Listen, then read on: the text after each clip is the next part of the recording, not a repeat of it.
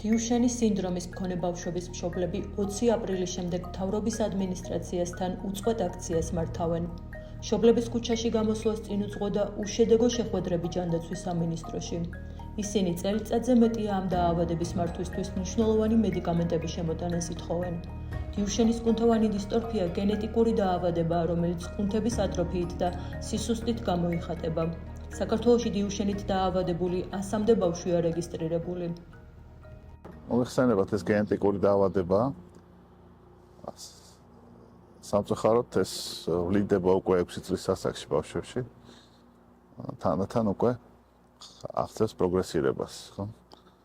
ძირითადად მოქმედებს კუნთების მუშაობაზე, მოქმედებს მერე უკვე ადამიანს უჭერს გადაადგილება და ნელა მძიმდება მდგომარეობა.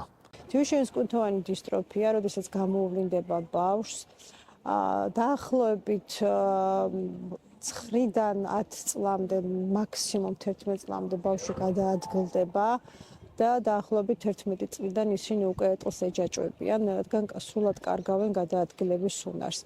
ეს არის დაავადება, რომელიც ასოცირდება კუნთებთან, მათი ორგანიზმი ვერ გამოიმუშავებს ცილა დისტროფინს და სანაპატარები არიან და ორგანიზმსაც შეუძლია იქამდე დადიან. თუმცა როცა იზრდებიან ცილა დისტროფინს არ ქონის გამო უკვე კუნთები გადაგვარების პირას არის და აღარ ფუნქციონირებს. ეტლში ეჯაჭვებიან და ეტლში მიჯაჭვულობის შემდეგ იწყება უამრავი გართულება. ნელ-ნელა დაავადება მოდის და გადმოდის ხელებზე, კარგავენ უკვე ხელის ფუნქციონირებას და დაახლოებით 15-16 წლისთვის უკვე ბავშვები, როგორ გითხრათ, წყალი რომ დალიონ, იმის საშუალებაც არ აქვს, რადგან ჭიქა ვერ მიაქვთ პირთან და საერთოდ თვითონაც ვეღარ იღებენ საკვებს.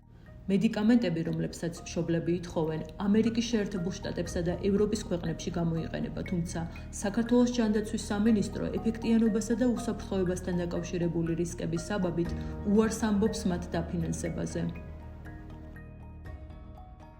მისი ის სიკეთე, ის სარგებელი, რომელიც მოაქვს მედიკამენტს, გაცილებით აღემატება იმ რისკებს, რომელიც დაკავშირებულია მის მიღებასთან.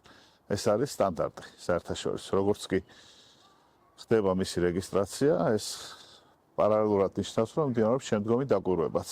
მაგრამ ესე არის ხოლმე ზოგადად იშვიათი დაავადებებისთვის მედიკამენტები, რომლის რეგისტრაცია ხდება, ამის დაკვირვება მიმდინარეობს და თუ რაიმე კონკრეტული პრობლემა აღმოჩნდა, ხო, ბუნებრივია, რომ ეს პროგრესის და ეს პრობლემაც შემდგომი დაკვირვების შედეგად უნდა იყოს მოპოვებული, მაგრამ რახან ევროკავშირის ქვეყნებმა თავიანთ პაციენტებს დაუშვეს, ეს ნიშნავს, რომ კითხვა იმაზე, რამდენად უსაფრთხოა, ხო, ამ ქვეყნებმა გასცეს უკვე პასუხი და ჩვენ საფუძველი არ აქვს ამისი რევიზიის. საერთოდ ლაპარაკი იმაზე ევროპის წამლის სააგენტოს მიერ რეგისტრირებულ მედიკამენტებზე, როდესაც სვავს ქართველი ან ექიმი ან ბიუროკრატი, ხო, უნდა ჰქონდეს საფუძველი ამისი. არა მგონია, რომ მას უფრო მეტი საფუძველი და დოკუმენტი ჰქონდეს, ვიდრე ან ამერიკის წამლისა და მედიკამენტების სააგენტოს, ან ევროპის წამლების სააგენტოს, ვინც ამ მედიკამენტების რეგისტრაცია გააკეთა. ახალი თაობის მედიკამენტს, რომლის შემოტანასაც მშობლები ითხოვენ, დიუშენის სინდრომის მქონე ბავშვებში ჯანმრთელობის თანმხლები გართულებების გადავადებაც შეუძლია. ჩვენ როდესაც დაავადება გავიგეთ, იმ დღიდან დავიწყეთ წამლების ძიება, კვლევა და იმ დღიდან ვარ ჩასაფრებული თანამედროვე მედიკამენტებთან მიმართებაში. ყველა მედიკამენტი, რომელ ფაზაში როგორ გაიარა, რომელ წელს, რომელ რიცხვში, ამდენი წამალი გადიოდა ექსპერიმენტში, კვლევას და ასე შემდეგ. მშობლებმა ეს ყველაფერი ვიცოდით და დღეს სასწაულებრივად, როდესაც ჩნდება სოფლიო ბაზარზე რამდენიმე მედიკამენტი, რომელიც გვაძლევს შანსს, რომ 5 წლით გადაავადოთ ეს ამ დაავადების პროგრესირება, გაუხანგრძლივდეთ სიარული. სიარულის გახანგრძლივება ავტომატურად ნიშნავს, რომ გულის კუნთი, ფილტვები ფუნქციონირებს. შეიძლება ის ბავშვები ავარიდოთ სასუნთქ აპარატებს და თვითონ ისუნთქონ. და ეს მედიკამენტები, თქვა ჯანდაცვის მინისტრის რომ გამოდის და საუბრობს, ისინი ერთ მედიკამენტზე საუბრობენ და ჩვენ 4 მედიკამენტზე ვსაუბრობთ. ისინი არ იწყებენ იმ მედიკამენტებით, რომლებიც ემას მიერ აღიარებულია, ვამბროლონი და ჯივინოსტატი, რომელიც ერთი ჰორმონია, პირველი არასტეროიდული პრეპარატია ჯივინოსტატი, რომელიც ვამბროლონთან კომბინაციაში მიიცემა და შედეგი 15-16 წლის ბავშვები არიან უკვე კვლევაშიც ჩართულები, უკვე კვლევა დასრულებულიც არის ზოგი და უკვე შარშან ივნისში ემამ მისცა აღიარება ჯივნოსტაც, რომ სანამ კიდევ შეუძლია ბავშვს სიარული, სასწრაფოდ უნდა მიიღონ ეს მედიკამენტი, რომ გადავადდეს დაავადების პროგრესირება და ყველა წამალზე, რაზეც ვიბრძვით 4-ვე წამალზე, იმისთვის ვიბრძვით, რომ გადავადდეს და სანამ შანსი აქვთ იმ ბავშვებს, ვინცაც შეიძლება ეშველო და მათ გადარჩენას ვითხოვთ და ჯანდაცვის მინისტრს, რომელსაც ჩვენი სახელმწიფო ვერ იგებს, რას ვითხოვთ. მათთვის არის პრობლემა მხოლოდ წამლის ფასი. რომ ერთი რო დაფინანსდეს, მე ყოველს მოუნდება, ყველა უნდა დააფინანსო და პრობლემას ამაში ხედავენ და იყენებენ რას, რომ დაავადება მაინც არ დამარცხდება და 5-4 წელი გადავადდეს და მაინც არ გეშველოთ, ну ამდენი თანხების გაღება არ უხდით.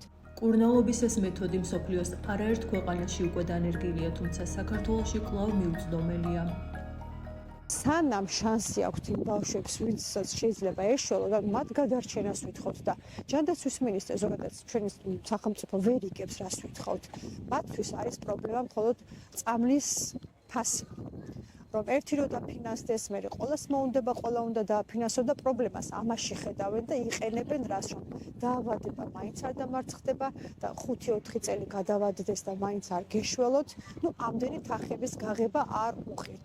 თუმცა რა თქმა უნდა ეს ბრძოლა ჩვენ ახლა არ დაგვიწყია ბრძოლა, ჩვენ უკვე 2 წელია ამ ბრძოლაში ვართ. ვცადეთ ცივილური გზებით მათთან დიალოგი ასე შემდეგ, თუმცა არაფერი არ იცვლებოდა, უკვე მივხვდით რომ ეს ადამიანები პირდაპირ გვწირავენ, იმიტომ რომ აი ამ დროის მანძილზე 3 პაციენტი დაიკარგა, რამდენიმე წელს მეჯაჭვა და ხვდებით რომ აი ყოველ ეს დაავადება არის, რომელსაც დრო არ აქვს. ანუ რაც დრო გადის, უახლოვდები იმას, რაც უკვე ფატალურია. და აი ამდენი დრო გქონდეს ჩვენთვისაც კარგი. აი ყველა დრო წუთი ამ დაავადებისთვის არის მნიშვნელოვანი და ვიბრძვით წამლებისთვის. აი წამალი არ სჭირდებოდეს დედას გარეთ გამოვა ბავშვს სახლში მარტო დატოვებს ისეთ ბავშვს, რომელსაც გადაადგილებაც არ შეუძლია, წყალსაც ვერ დალევს და ვერ შეჭამს. მაგრამ როდესაც ვიცით რომ სადღაც სხვა ქვეყნებში არსებობს მედიკამენტები, მიდის თანამედროვე მკურნალობა, ჩვენ უბრალოდ ესე ვერ დავხვდებით სახლში და ვერ დავალოდებით და ვერ მივიღებთ იმ მოცემულობას, რომ არა, თქვენ არაფერი არ გეშველებათ, მედიკამენტიც ვირიღირს და ეს არ არის 20 და 20 ლარიანი მედიკამენტი, რომ ამაზე ესე ღიად ვისაუბროთ. როგორც მშობლები აცხადებენ, დრო კრიტიკულად მნიშვნელოვანია და პროცესის გაჭიანურება პირდაპირ აისახება პაციენტის მდგომარეობაზე. ვფიქრობ, დედების ხმა უფრო ძლიერია და დედა ესე არ ვფიქრობ, რომ რომელიმე დედა, რომელიც ჩვენთან იბრძვის, მას შვილის გადარჩენა არ აქვს მიზნად და ეს იმდენად ძლიერი არის, რომ მე მგონი უნდა ესმოდეთ, რომ დედა, რომელიც შვილის გადასარჩენად იბრძვის, აი მე მგონი ჩვენ არაფერი არ შეგვაშინებს.